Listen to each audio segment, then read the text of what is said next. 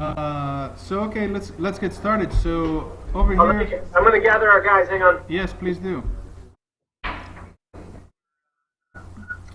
So just to give everyone here, like to get everyone on the same page. So we are welcoming everyone to the launch event for Never Alone, which is I think one of the most remarkable games that has come out of come out of sort of the Alaskan landscape. CITC and their partners, have put a lot of effort into creating this game that talks about the Alaskan way of life, and we are very excited to have the developers at Eline Media on the call with us. Hey, you guys. Hi.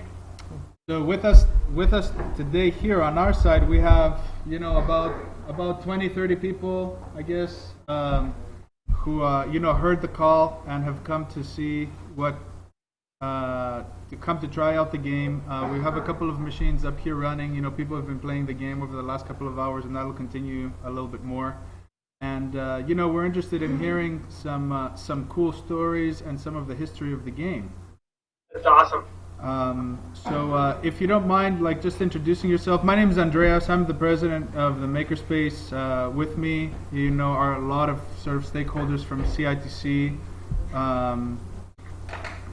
Pita is here, and Amy, I believe, right? And Amy is here also. Katie Lee and Henry Lee, like a lot of stakeholders, shareholders from CITC and stuff. So we're looking, and everyone here, by all means, we're gonna ask these guys some questions and make sure that they gave us the best game they could possibly give us, right? So this is for a lot of people here that are avid gamers. This is a dream come true to really lay into the developers, for one or the other features. So be careful. It might not all be, it might not all be fun. But I played the game, over the last couple of days, and I have nothing for praise for you guys. Oh, thank you so much. You're welcome. You're welcome. So tell us a little bit about the discovery process, how were you guys selected? How did the idea come around to existence? Tell us a little bit about that history. It's always fascinating. Well, I wanted to say first, I want to introduce myself. I'm Sean Vesey. I'm the creative director on the project.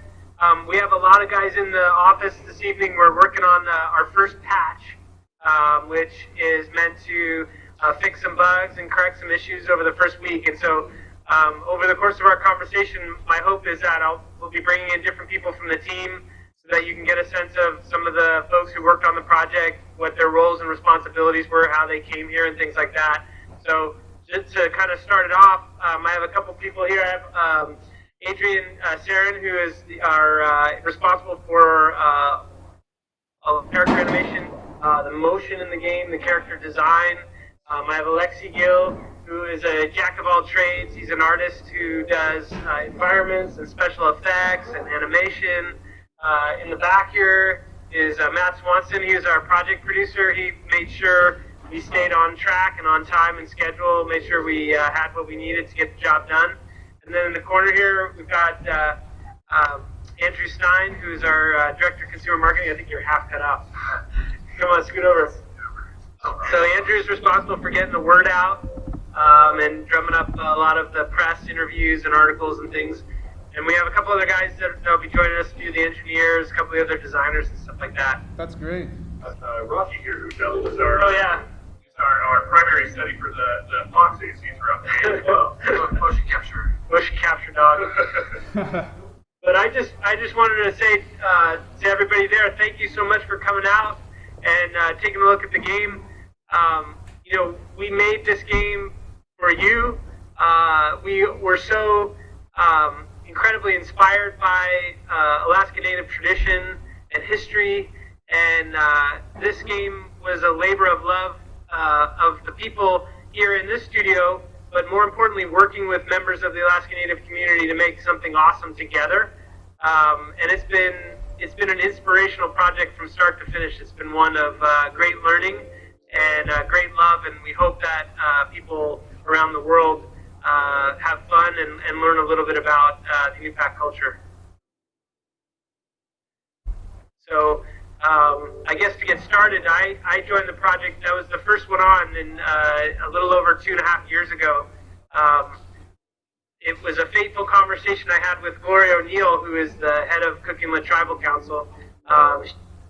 She and I had coffee here in Seattle, and she described to me her vision for using a game to share world culture. She asked me some really hard questions, like can games be used to pass wisdom from one generation to the next? And these were really profound questions that I got so inspired by, and I realized that this would be one heck of an adventure of a project, and I got inspired, and we brought together a world-class team. We drew from folks who had a lot of experience in the game industry, people outside the game industry, people from within community to build this, and it's been a lot of fun. So I'm going to allow these guys to introduce themselves. Please do introduce yourselves and tell us a little bit about some games that you've worked on before. Like, it helps because we a lot of everyone in the room, almost everyone in the room here has played games, and we'd like to hear what other sort of projects you guys have worked on. It helps put sort of your background into context and stuff. I'll start off. My name is Adrian Sarin, and I'm an animator here. A lot of the past projects I've worked on weren't anything like this game that we worked on. My first game was Conan the Barbarian. It was a hack and slash, and there was a lot of violence, and it was And then after that, we did a zombie game. It was called Zombie Apocalypse. It was for PS3, Xbox 360. And then I also did a lot of work in TV commercials. I also did a film called Cats and Dogs 2. I don't know if any of you might have seen that movie. I animated a lot of animals and quadrupeds, which helped a lot for animating the fox. And Rocky, who I bring to work every single day to use as reference for the fox motion and emotion. So I was drawn to this project because of its mission and to do something completely different compared to what I've worked on before as I've mentioned in those other games. And it made me feel good. I think it's a step forward in what I do, while retaining the skills that I've had in the past. It's been a fun adventure, to say the least. So Adrian, his process starts with sketch work, motion and form. He was really instrumental in helping develop Nuna and the fox, and characters like Ukpik and the polar bear. And he's an amazing study of mood and emotion through movement, and he was able to capture a lot of emotion through the characters in the game. Yeah, it was definitely a study, and I looked at a lot of reference of New York culture, read a lot of the stories, just trying to figure out the emotion, any emotion that would be conveyed. And I looked at it. I would look at videos like frame by frame and just try to put that into our characters. I remember when Adrian was studying one point in the game, Ukpik, the owl quest giver, gets his drum back, and he basically starts to dance. And you were looking at we're looking at a lot of drum dances, and we try to get that in. Yeah, we had Ron Brower Sr. Was down from Fairbanks. And he and Adrian spent a lot of time thinking about and talking about the importance of drum and how it's played. James McNagayak from Anaktuvik Pass and his wife Anna came down. And he brought a drum that was made by Aussie, who is a fellow that we worked with early on in the project. And James is in the game. There's one of the cultural insights. He's in there playing the drum, and he was really amazing. He's a great teacher to us. So Alexei is new to the game industry. Yeah, this is actually my first job in the industry. I hired here about a year after finishing college. I went to this college for game artists and game programmers called Redmond.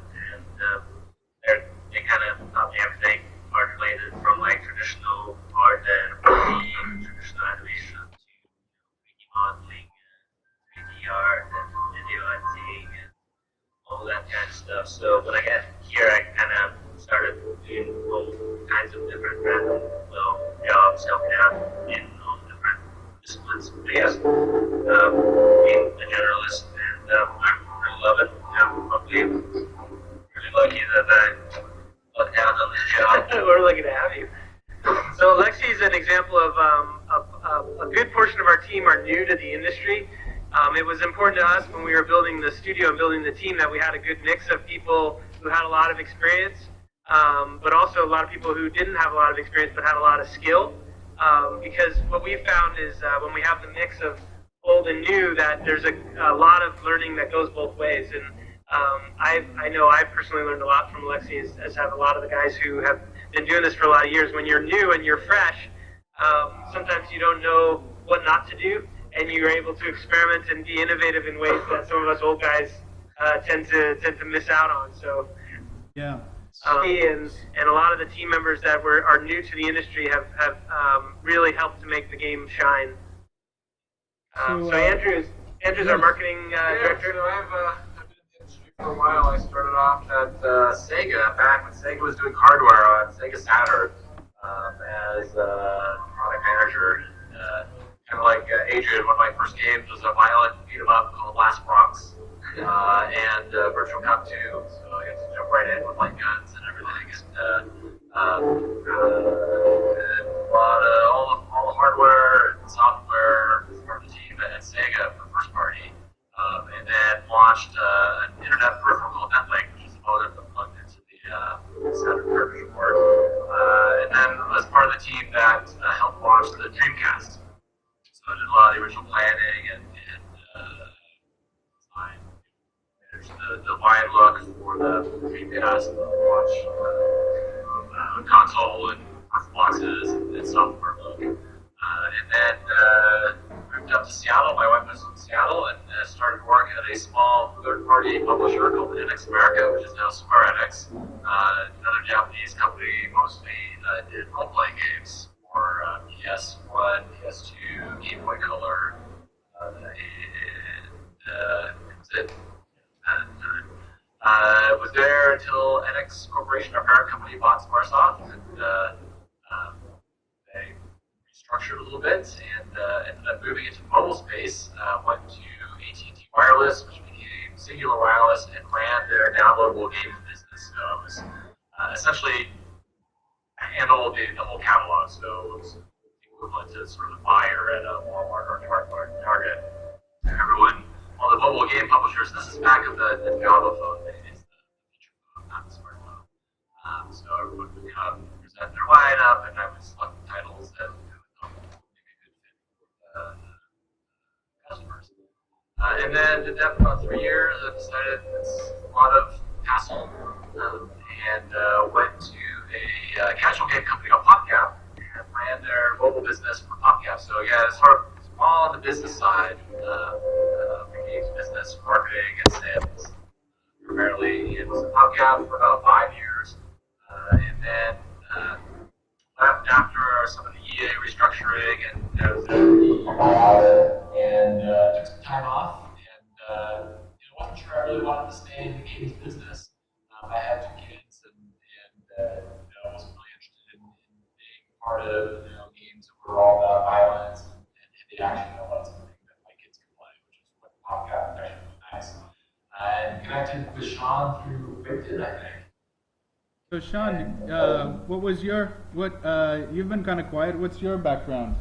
So I've been working in the games business for the last 20 years. I've worked on the Tomb Raider series, Tomb Raider Legend, Tomb Raider Anniversary, Tomb Raider Underworld, MechWarrior 2, giant robot games like that, PC days, Interstate 76, and a bunch of console games before that. We have team members that work on the SOCOM series.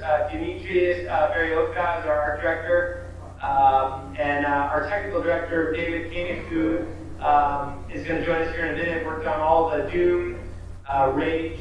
He was at id. And Quake Live, yeah. So we have a lot of guys that have been making games for a long time, but this has been something really special and really different, and so we're happy to talk with you today.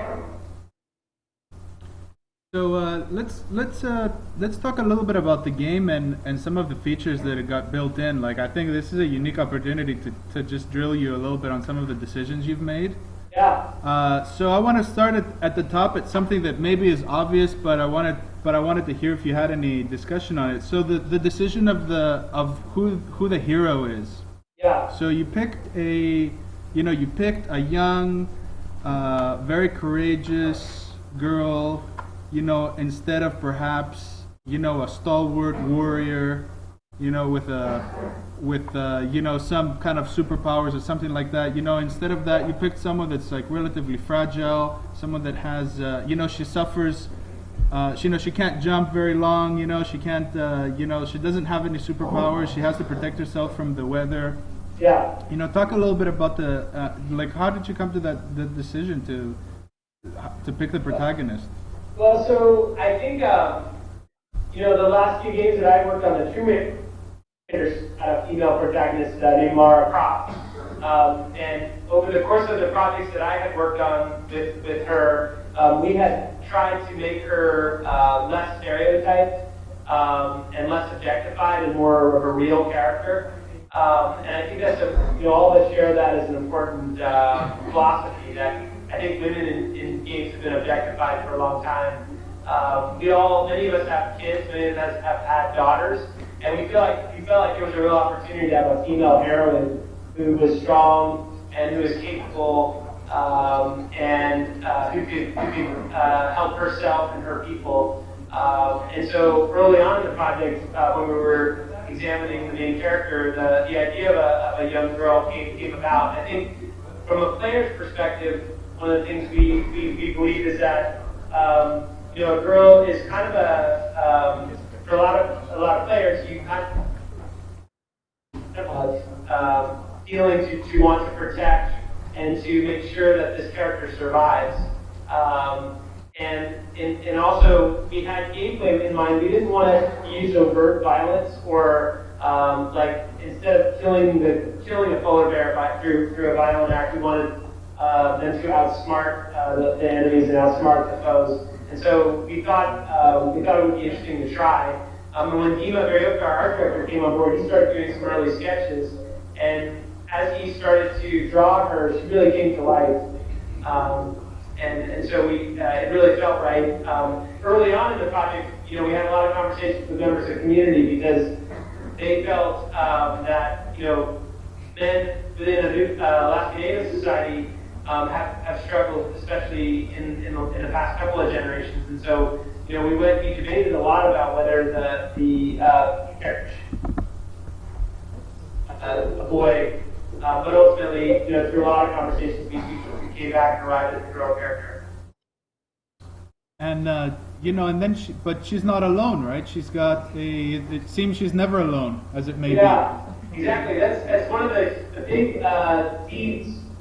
Sorry, I'm having a hard time playing and talking at the same time. It's one of the big themes. I have the same problem.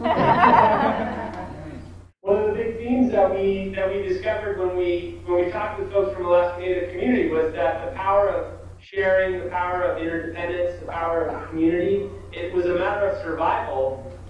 Because if people acted individually or against others in the community, it could mean that the people would die. And so that theme of interdependence came across so strongly in the early conversations that we knew that was a theme that we wanted to embed in the game. And what better way to do that than have two characters that supported each other, that worked in concert. And as we read, and as folks like Ishmael Hope, who's a Nubak and Tlingit writer, helped us to understand that in indigenous culture, there is no real division between people and animals. There isn't like people are on top and animals are below. That all creatures, all things within the environment have a relationship with each other and support each other. And so as we began to understand that, I think we started to look at using those two characters as a means to express that. I want to just continue sort of the discussion on some of the main elements of the game here again. You know, you picked. You know, tell us a little bit about the weapon, the bola. Like I got it. I was very excited when I finally got the weapon, to be honest, because there was something very organic and natural about the hero using it. Yeah. You know, you don't have. You know, you have to aim along the sides of your hand. You know, you know, I was curious as to what I was going to use the mouse for, you know, because I was working on a PC, and I almost expected like a target to come up, but you know, when it didn't, I appreciated that it didn't. Yeah, that was a conscious decision. You know, we didn't want to clutter the screen with a lot of interface or things that would kind of UI elements that would take you out of the experience. We're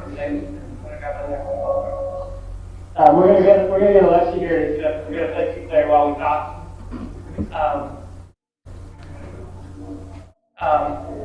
And the bullet was a real natural weapon. You know, we talked to folks like James Nagag and Ron Brower Sr., and they described the use of the bullet as something that was used in hunting ducks and things.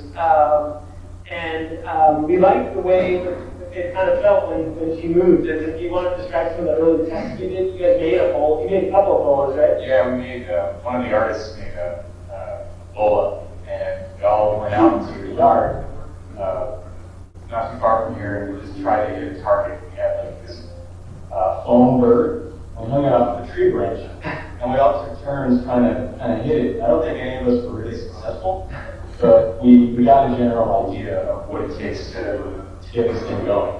And I think we really learned to appreciate how hard it is to master the use of that weapon, especially if you think about how you would use it, the kind of aim and timing you would have to have in order to hit something that was like flying by you.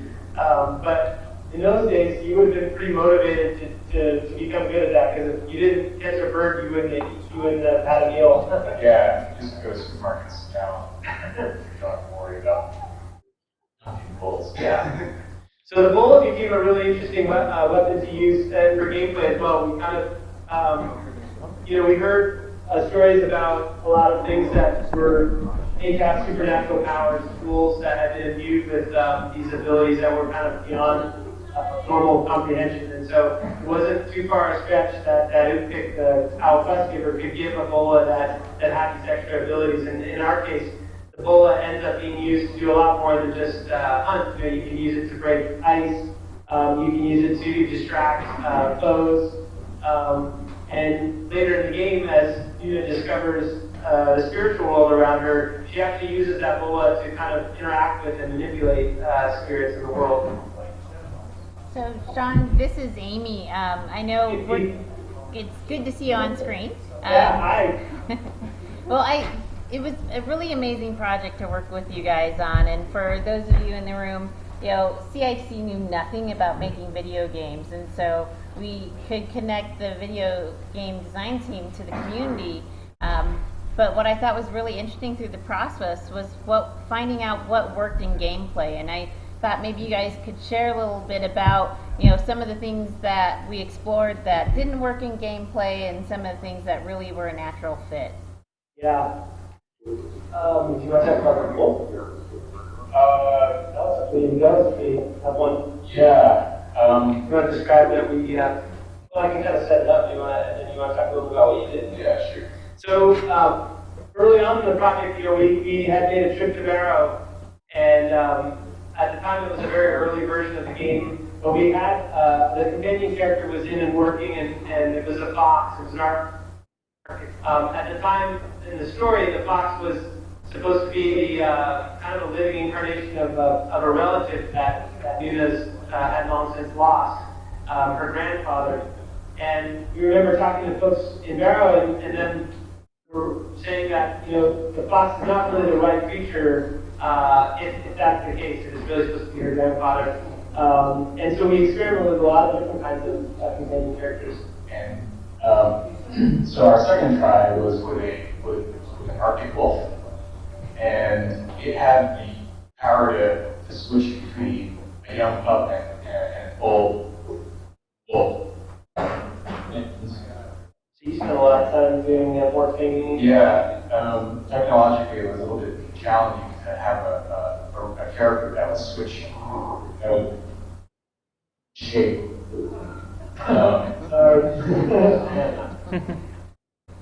But it was, from a character perspective, it was hard because the wolf was much larger in size and he was a lot faster. But it made it, it didn't make, the two characters didn't feel equal. It felt kind of overpowered the girl. I kind of overpowered the girl. Had a really long stride, so he would constantly outrun the girl. He would have to walk on her butt. It's probably one of her big stumbling blocks. Yeah, it wasn't really as fun. So we tried a couple different characters. We tried an ermine, and we played around with a little bit of an owl companion character. But we kept going back to the fox because the fox was sort of wily and agile and kind of mischievous and cute, I think. Yeah. And then, so we kept working on it a little bit more, and then as I think we had more conversations with Amy and the team and others, it kind of finally came to the consensus that the fox was really a good choice. A little bit of a license there. Yeah. So why did you guys choose a platformer game? So platformer games turn out to be really good games for storytelling. It's a really natural genre for telling these stories. Also, it's a style of game that if you've never played a game before, it's pretty easy if you put your hands on the controllers to pick up and play. But also, hardcore gamers kind of appreciate platformers because it has such a rich history in gaming. And for me, I grew up playing this style of game, and I was always really inspired by games like Out of This World and a game called Ico and Shadow of the Colossus, and a game called Not Too Long Ago. These are games that I were always inspired me as a game player, and were influential in inspiring me to become a game developer. So we really wanted to kind of pay homage to those games in the past, and also it was a really good game for us as a new studio and as a new team to kind of get our hands around. Were there other games that inspired you as you were developing this game? Yeah, there's a company called That Game Company that worked on a game called Journey that we were really inspired by, and especially Dima. In terms of the look and feel for the game, the atmospheric quality. There's another game that recently came out called Brothers: A Tale of Two Sons, which is a single-player game that has players control both characters with one controller, and it's very similar. Has a lot of similar kind of themes and the interdependency, that kind of trust. So that was one that I think we watched closely and were really quite thrilled by what they were able to achieve. Cameron, you want to ask some questions? Hey Sean, this is Cameron representing 907 Gamers, and I have some questions from our community that were posed by community members for you guys to answer. Yeah. One of them was, are there any plans for future games focusing on other native cultures that you guys might be producing in the future?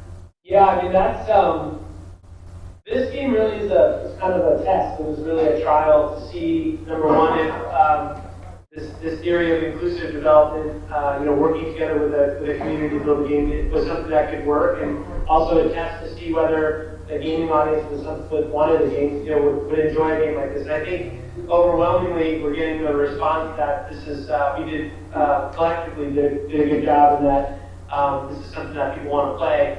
So over the course of the last couple of months, actually, people from different communities have started to get in contact with us to see if we would be interested to make games for their culture. So it's something that we would really love to do, and I think we're set up to do it. And it's going to be a matter of in the next few weeks and months as sales and Everlone come through to see if the market can support it. Okay, so were you guys really shocked by the amount of response you got after announcing this game? Yeah, what do you think, Lexi? Yeah, pretty impressive. It was amazing how much people have excited about the whole concept of preserving a simple culture. Yeah. And we also have a really nice fluffy white fox, which drew like some people into it, and then it kind of lured them into the story. And then they picked up on the story and really dug the like the cultural insights. Yeah, I think when we released the trailer today, right? It was the first time. Yeah. It was a teaser trailer, and that was the one that had Ron Trower announced kind of as a narrator and kind of telling the story, a little bit of the story of the game, but also the story of the mission of the game. And I think right around that in May was when we first started getting a lot of fan mail, people from indigenous communities, people from the gaming community reaching out to tell us that they were really inspired, that they were really rooting for the company to get the game done and things like that. And I think over the course of the last few months, as we attended more conferences and really started getting the word out, it's kind of built from there.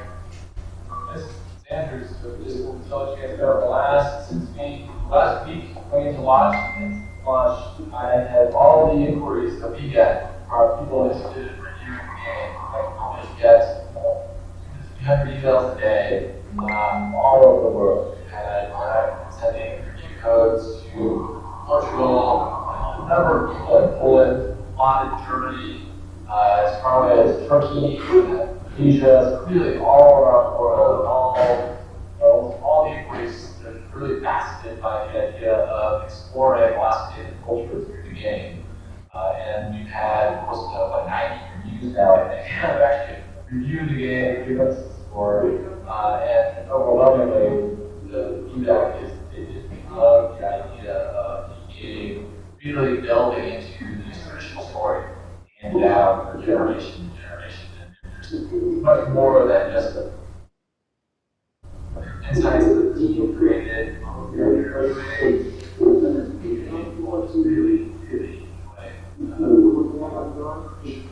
This is one of my favorite characters, by the way. This is the Upic character that I told you about. Dima drew him, I think, after a trip we spent with Amy and her team. Amy showed Dima a lot of dolls and other kinds of toys, Alaska Native toys, traditional toys, and he really fell in love with the craft and the beauty. And he started drawing this character Upic, who kind of represents a little bit sort of elder wisdom.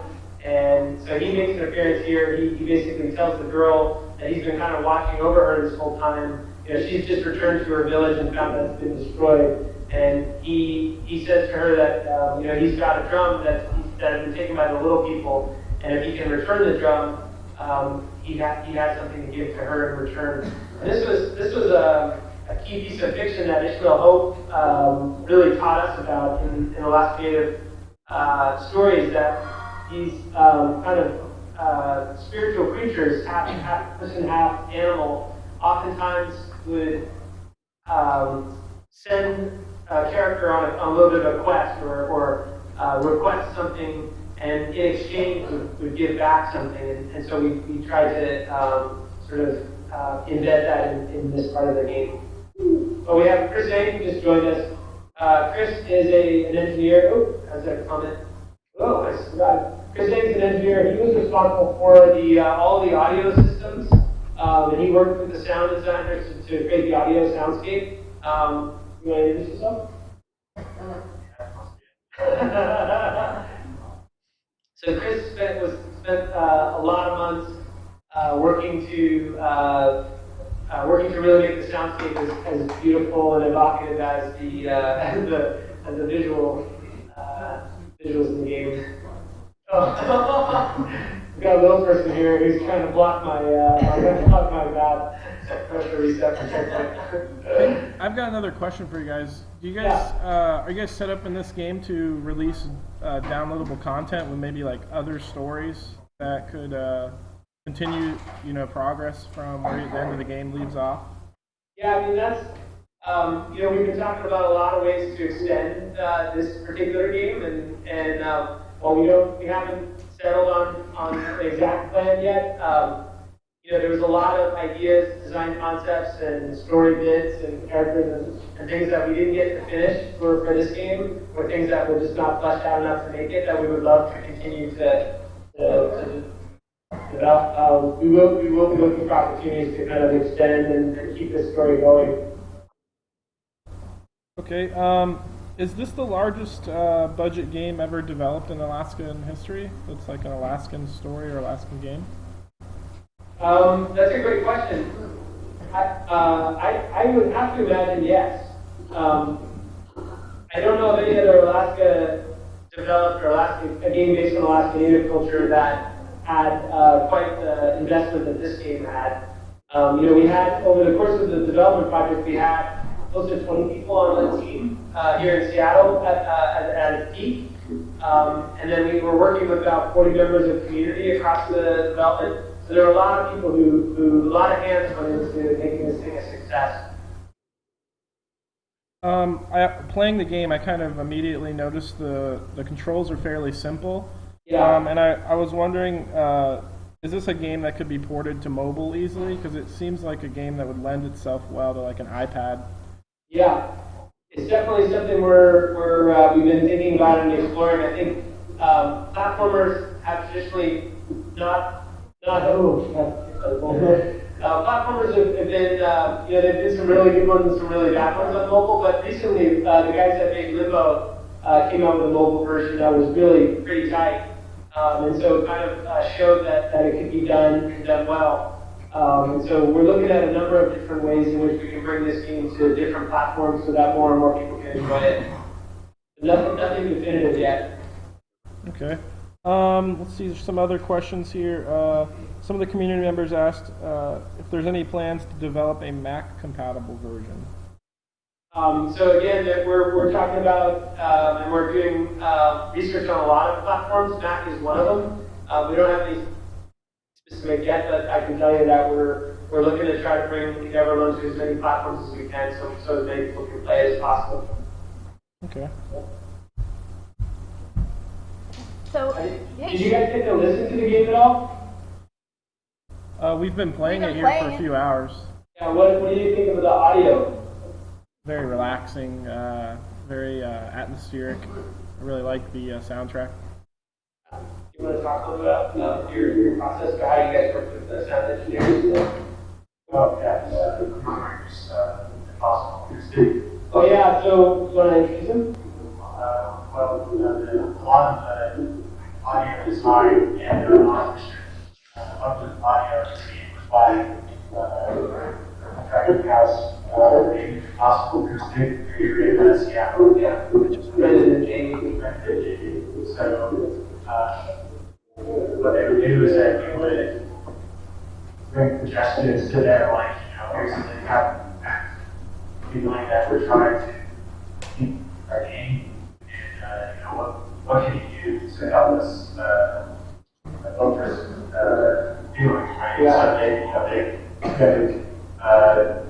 So the crazy stuff you get sound. They went out into the forest. Jamie froze a whole bunch of water in different kinds of tubs.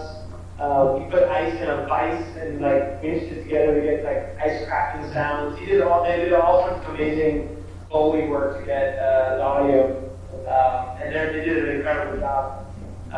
We're going to be releasing some videos and some podcasts soon with those guys describing their process. So stay tuned for some cool stories from them. Once they're done making your sound one way or another, come back, maybe that meeting, here it is, say, hey, that's great. And we have to be able and get it playing at the correct time, like with that house that just fell over, right? We've got to find the proper way to make sure that plays every time, every volume, and everything else. Chris made an entire audio system in Unity to be able to control very minute parameters of audio, like volume and attenuation and reverb and all sorts of different properties to really dial in the sound. Sound is one of those things that when you're playing, the audio guys always joke that if you don't notice the sound, they've done their job right. When something sticks out is when it doesn't feel balanced. So, good job. This is that bola that we were talking about, that Andreas was talking about earlier. So, the way this functions is that off the right analog stick if you're playing out with a controller, you pull back, and the unit can kind of aim by pulling back and flicking the stick in a certain direction. In this case, just got to do that to break the size walls and just move forward. Great. So we have a few more questions that popped up.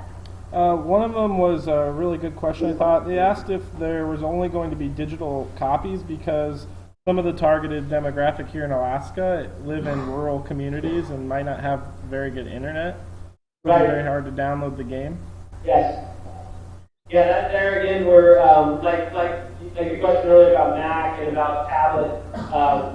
Creating a box version is something that we would really like to do. And so we're kind of exploring that right now, what the implications of and things like that are. So the team, we launched it on Tuesday, and the team is going to take a much needed break next week for Thanksgiving week, and then we're going to be back working on all sorts of extensions and ways to get this, make sure this gets into the hands of people who want to play it. That's awesome. We have a question from the Twitch community. Hang on. Oh, okay.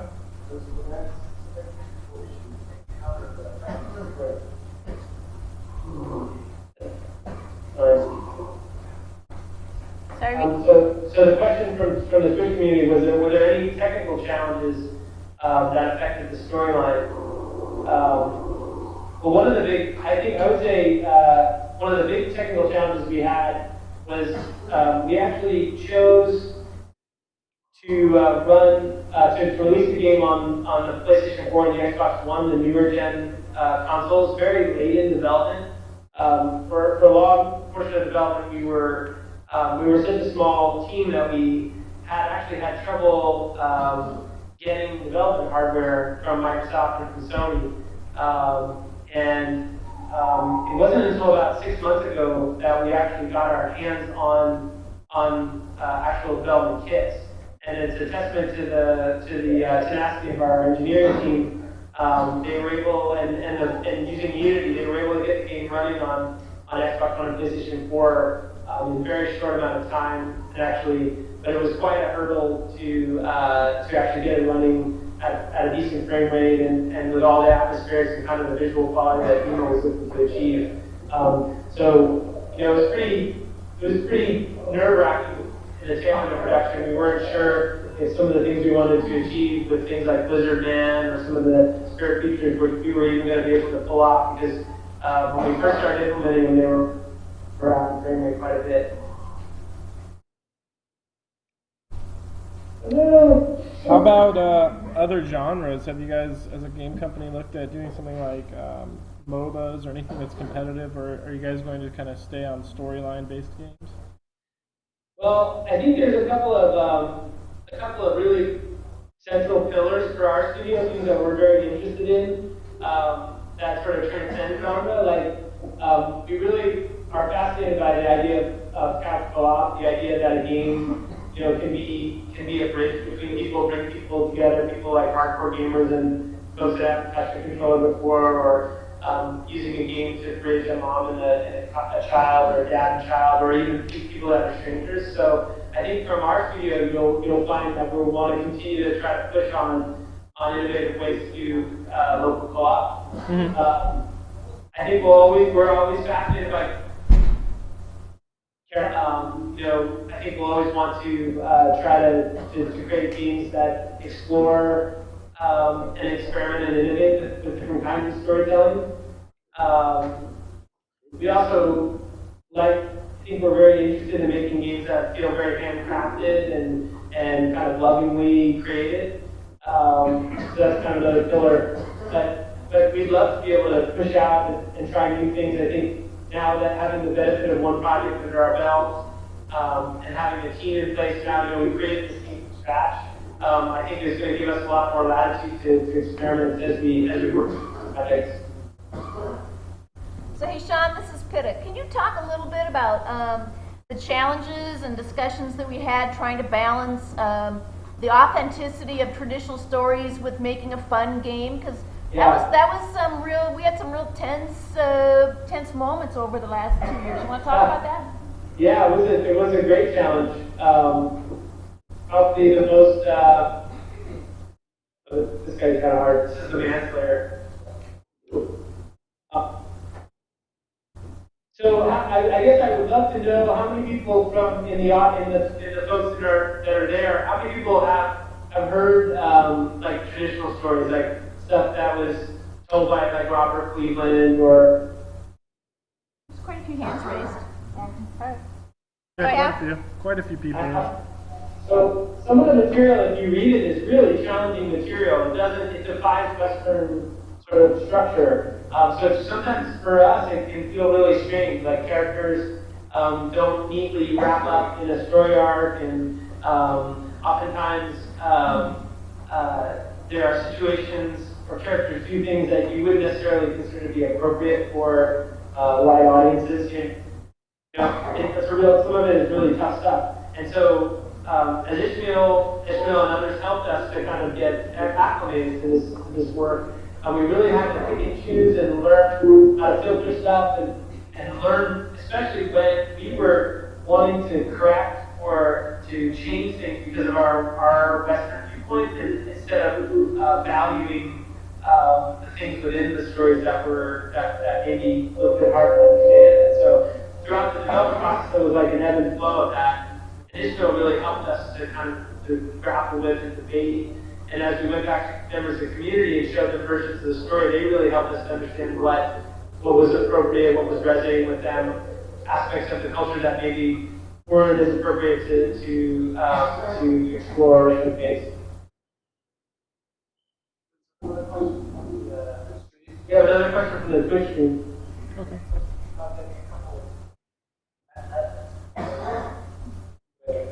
Yeah, we love it.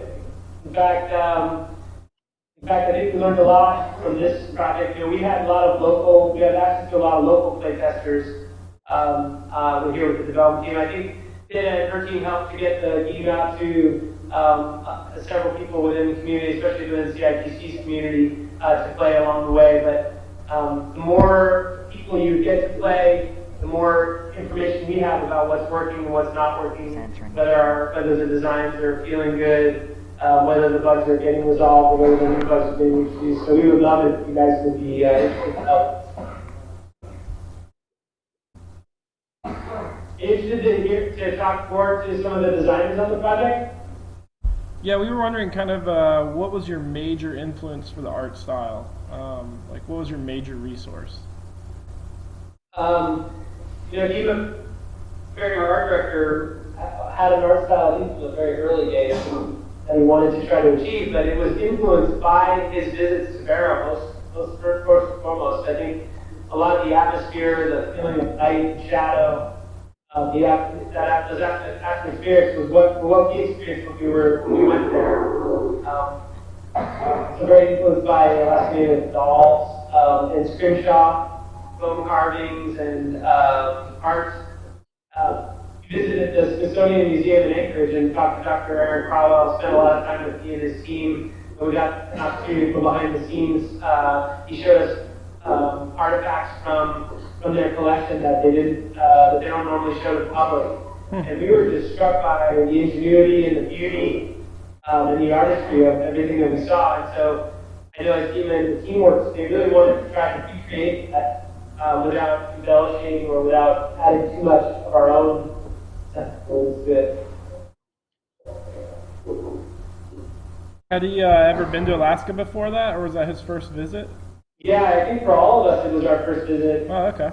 Yeah, so I think we made about 12 trips over the course of the development.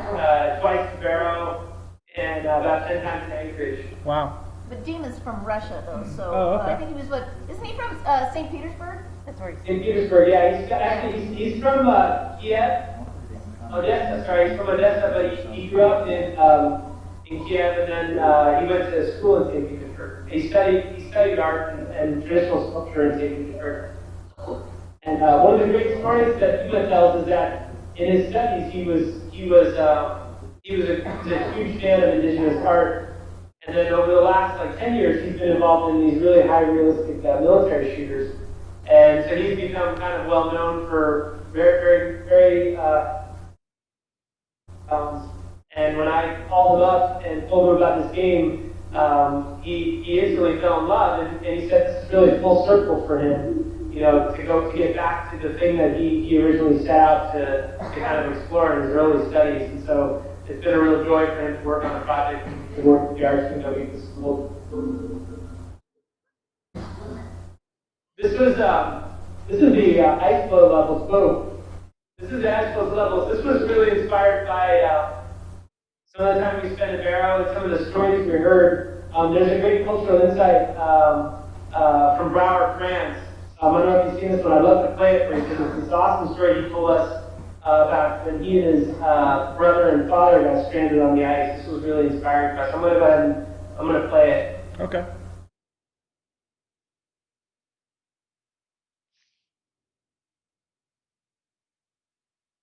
Is there any way to turn up the game audio on your guys' end? We can't hear your sound, Sean. Yeah, it's silent on our end. Still can't hear it. Hang on. Are you not able to hear it from your end? No, unfortunately we aren't. Okay. Do you have the game running there? We do, but we're currently on a projector with you guys, and we'd have to switch over to another machine. Okay.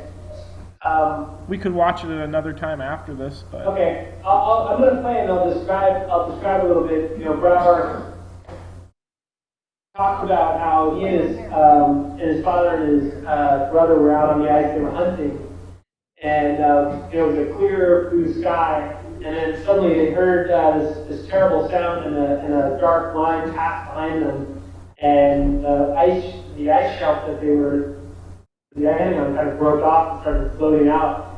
And he describes it as one of the most incredibly scary moments of his entire life because he was completely in the hands of nature. There was nothing that they could do really. And Brouwer describes that his father had a cell phone and he called 911. And 911 didn't pick up, and it was this moment of terror that they had to fend for themselves, and there really wasn't much they could do. But one thing that his father did was really remain calm and didn't really taught the kids that they needed to keep their wits about them, and really started to think about what things that they could use at their disposal to help themselves. And they eventually lit some of their gear on fire. And it just so happened that 911 had gotten the message eventually and sent a helicopter. And because they were able to light this sort of smoke signal with the helicopter, when the helicopter flew over, they heard the sound, but then the helicopter passed, and the helicopter missed them the first time. And so it was an amazing sinking feeling. He thought they were going to be dead. And eventually the helicopter came back and rescued them. And the way he tells it was just so powerful. I'd love you guys should definitely check it out. I should bring up that this was actually a really interesting debate that we had about including this video in the game, because when we showed it to members of the elder community, Amy, can you elaborate on what they said about Brouwer and his family? Yeah, so one of the things that we're very cognizant of is when we would have cultural insights or modified pieces of the game, we always wanted to double check with the community. So we actually screened all the cultural insight videos with the community, and there was a concern about having this particular cultural insight on being stranded on the ice because it demonstrated that a family wasn't reading the weather patterns before they went on the ice, and it wasn't something they wanted to encourage. But we talked it through, and really because it was such a powerful story and it was such a big part of the inspiration for this game, we decided to leave it in. But we also framed some of the other cultural insights about, how the ice is getting thinner, so that it wasn't just this piece that was focused on the ice flow. Yeah. But it was, that's the kind of example I think throughout the project. Every creative choice that we made every choice about what we should include and what we shouldn't include, really went through a very stringent process of debate and consultation with different members of the community to make sure that we were making appropriate choices. And I think that really makes a difference for the overall project. Yeah, I have just joined us. He is one of our senior engineers. Darren worked tirelessly on many of the game systems to make that game come to life. One of the systems that we're most proud of is something called Cause and Effect. It's a tool for designers to be able to lay out the logic for the levels and be able to rapidly prototype. And without Cause and Effect, it's easy to say we would have never been able to make it to the finish line. So, you want to introduce yourself? Sure. Come on up. So this is a group in Anchorage with GameStop. Yeah. Hi guys, my name is Darren. I'm one of the engineers on the project, and Sean already said. What's your background? I kind of stumbled into it. My background's actually in aerospace engineering, which I did probably in college. And got into software, and then I had a friend who was a game designer. So he brought me on, and then there are some other good games. So Darren worked very close. Darren worked very closely with David Jones, David Koenig, our technical director, prior to this. So David really recommended Darren, and we're glad that he joined us. Yeah, Dave and I worked on ping-pong games together and 30 games.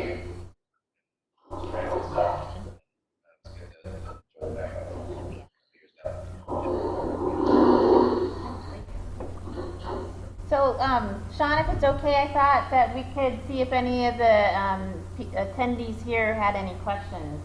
Sure. If you did, I will. Does anyone have a question on the development or process? Yeah, Yeah, feel free to come over. expand on the tools they use. I mentioned I heard Unity, but I wonder what other animation and other software they use in the game. Sean, did you hear that? They were asking about expanding on the technology used to develop the game. Talk a little bit about Unity, but other maybe animation tools and other technology tools you used. Yeah. Sure. I'm an artist, so most of the tools that we use other than Unity have good. So mainly for all the 3D models and animation, we use a program called Autodesk Maya. Can you repeat the name of that? Oh, sorry. Oh, yeah, sorry. So for animation and all the 3D modeling, we use a program called Maya. It's a standard package that's for developing 3D games and animations and movies and to do 3D modeling and animation. Well, of course, we use a lot of Photoshop. Is the classic 2D raster graphic editing program that you might have probably heard of. Use Photoshop. And also we use a handful of other stuff, like for example ZBrush or 3D Coat to make really detailed sculpts that we turn into less polygonal models in the game. Yeah. Other questions? I have one. I don't know if you can hear me from back here, but I was really impressed by the different art styles, like the different, there's the actual playing the game art style, and then with some of the cutscenes with the almost like charcoal hand sketched. Yeah. And then the live footage of just all the stories being told. Like just all that combined, especially when we have like 5 screens all playing it, and so you get like a glimpse of each one of them at the same time played on like a different screen. It looks really cool, and I was just kind of wondering the inspiration for the diversity of the art styles. Well, I guess the what you're seeing here now was inspired by the art of Scrimshaw, which is the bone carving. We got to see, from our very first meetings when we visited Anchorage, we saw our first baleen bone carving, and I remember Dima and I were just like completely inspired by it, that there was something so magical about the carvings, and especially in the context of a culture that didn't have most things practiced verbally. So any bit of recorded history is something that was really fascinating to us. But we wanted to try to figure out a way to bring it to life. And actually, Alexi worked on the very early prototypes of that, where Dina and he would do these kind of drawings in the style of the Scrimshaw, and Alexi worked to kind of animate them very simply. And that came from Dima.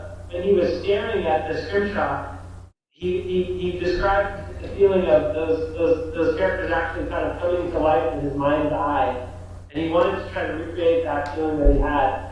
And so, why we chose to do that was, one, it was appropriate for the culture, but also it allowed us to tell a story in a very economical way. It only took like one person, like Alexi, to put some of those together, and Anne Feeney, who is our one of our artists. She did many of them as well, and so it was from a production perspective, it made it pretty easy. It was appropriate, and what we find is that when players see that kind of stuff, when it's a little more iconic, they kind of tend to get emotionally invested. It's easier to kind of project yourself into something that's an icon rather than something that's realistic. So that was the inspiration there. The cultural insights were really inspired by the fact that every time we went up to Alaska and we'd have these amazing conversations with people from community, we were lucky enough to be able to record those, and we wanted to be able to have the players experience what it was like for us to learn directly from these folks. And so we shot like something like 40 hours of game footage over the course of all of our visits, and our partners, Chef Films, Zeke and Chris from Chef, helped us to kind of synth the material, to kind of organize it in logical ways, and we really spent a lot of time pulling out the nuggets, the inside nuggets, and matching them with things that were in the games to give more context. And we spent a lot of time revising and re-editing and reworking until we got to the form that's now. And we've really been delighted lately that the players have been seem to be really happy with that experience. I feel like they're learning without like being beaten over the head with something. It doesn't feel educational, but it's There was a great thing last day where they were talking about how it's programming on Discovery Channel, and I never loved this now, feeling that way. It makes us happy because at Eline, our mission has been, the company, the mission of Eline is really to create products that are entertaining, but also provide opportunities for people to catalyze curiosity in different subject matter. So the Never Alone for us kind of feels like a kind of really a guidepost for what we mean by that. That's great. Did you have a follow-up question? Oh, no, I was just going to say, I think one of my favorite things about this game is just how all three of those like different art styles just work together to suck you into the game.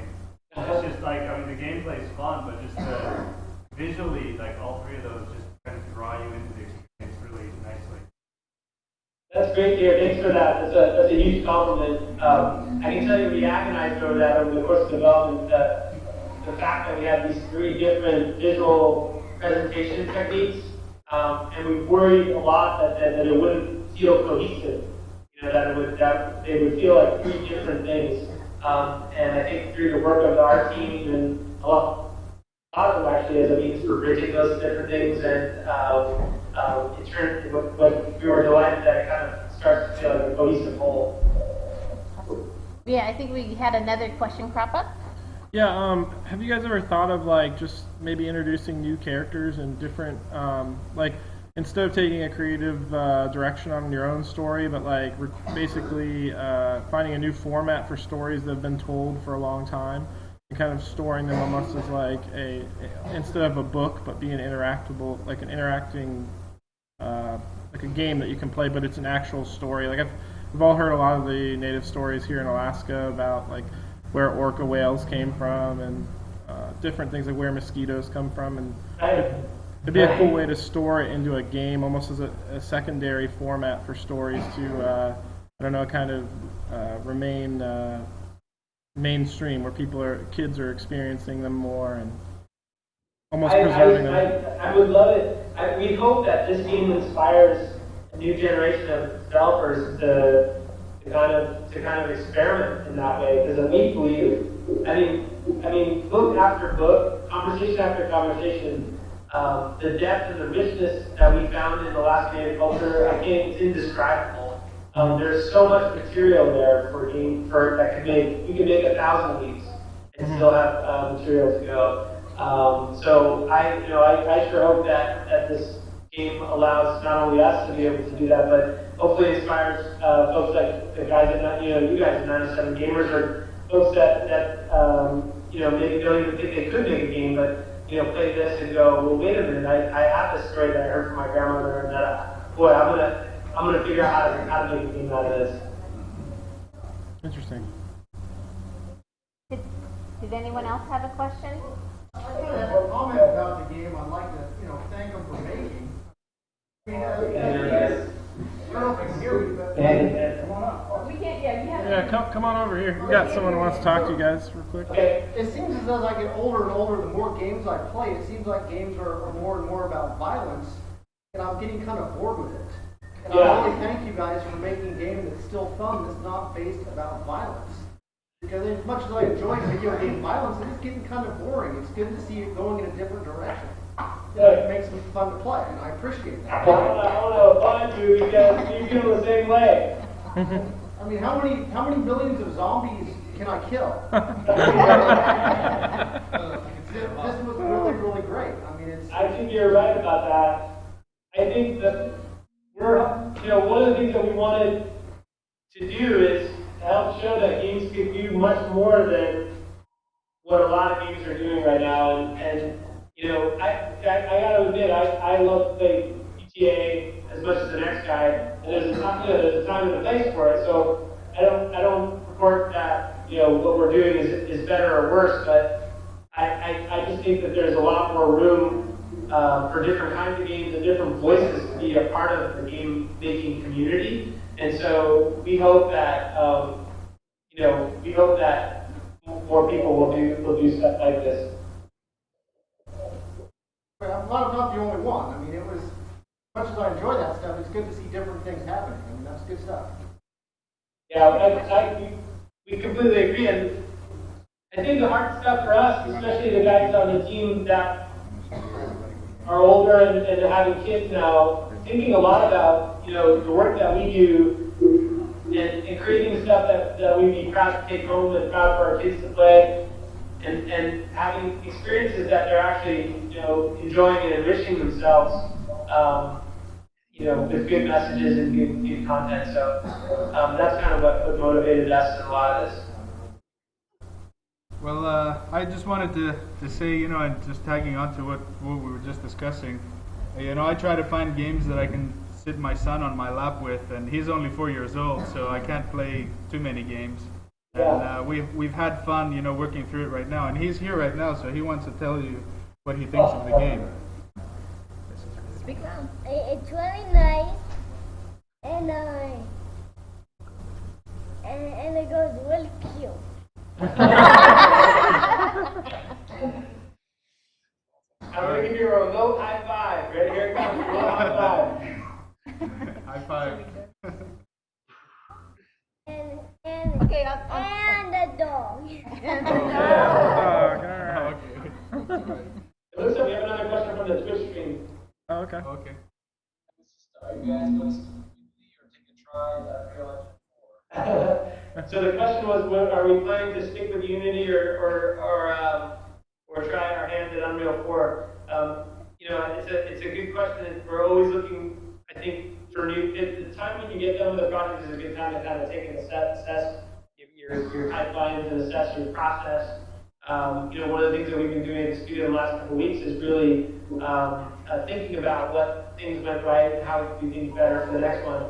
Technology is always something that is important to consider very carefully because it can make or break the style of game and what you're trying to do. We've been really happy with Unity. I think it's been an easy tool to work with and to get our guys trained on. What we've appreciated most, I think we lost batteries. What we appreciate most about Unity is its support of the different platforms. And it made it really easy for us to get up and running on the PlayStation 4 and Xbox One, and the guys were great in terms of support and stuff. So, yeah, I mean, I can say as a programmer, I've worked on mostly homegrown engines, which are great because you have all the source code. If there's something wrong with it, you can find it, you can fix it. But Unity has been amazing because with our own engine, you'll be like, oh, let's show a game for Xbox 360, and then you're like, well, let's do it for PlayStation. Well, hey, that'll take a year, and then we'll do it for PlayStation. So Unity has been great. And it's allowed us to focus on the game content instead of the tech as much. So much is given, some is built in for you. So it was right for our size team too, because we were pretty small. Any other questions? I think that's about it from our party here in Anchorage, Sean and guys. And Andreas, want to have any parting comments? Or just deeply appreciate you guys getting on the call with us. It's a really rare opportunity, but I think I speak with everyone how much we appreciate. And I think you helped us come. A lot of people feel really close to this game, and you guys have made it a completely very intimate relationship. Awesome. Well, we love spending time and we love talking to you guys. So thanks for coming out and thanks for supporting the project. And we hope to be able to work with you guys soon as we start to get geared up for new stuff. Yeah, thanks so much. We've been following the game's development at 907 Gamers, posting about it the past 6 months, and everyone's really excited to get their hands on it here, and really happy to see you guys working on something that's just Alaska related, because we do feel forgotten a lot. So it's really awesome to see we're not alone. We got Never Alone here. So we're really happy about that. Thanks, guys. Thank you. Thank you. Thanks, guys. All right, bye.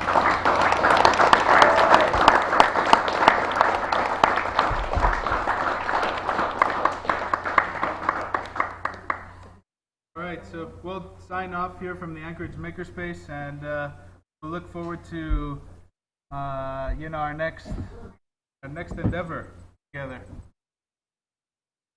Bye, guys. All right, thank you. Bye bye. Take care.